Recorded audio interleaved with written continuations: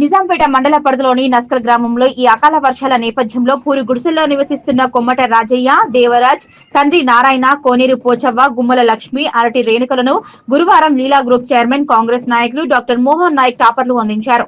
ఈ సందర్భంగా వారు మాట్లాడుతూ వర్షాలకు పూరి గుడిసెలు ఉరుస్తుండటంతో పూరి గుడిసెల్లో నివసిస్తున్న నిరుపేదలకు అండగా ఉంటూ టార్పాలిన్ కవర్లను అందిస్తూ వారికి తానున్నానంటూ భరోసా కల్పిస్తున్నారు. మోహన్ నాయక్ ను మాజీ ఎంపీపీ సిద్దిరాములు శాల్వతో సన్మానించి గ్రామస్తుల తరపున కృతజ్ఞతలు తెలిపారు.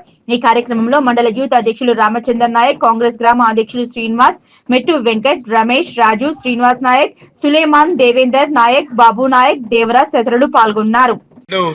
నిజాంపేట మండలం నస్కల్ గ్రామంలో మన లీలా గ్రూప్ సంస్థ అయినటువంటి డాక్టర్ చైర్మన్ గారు ఒక మనసున్న మహా వ్యక్తి, ఒక మహానుభావుడు.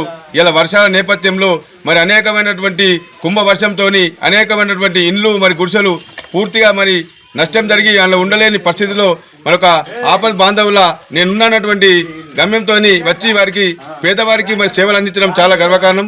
ఇలా ఎంతో ఉన్నతమైనటువంటి మనసుతోని ఒక గొప్ప వ్యక్తి ఇలా సహాయ సహకారం అందించడం మరి చాలా గొప్పది.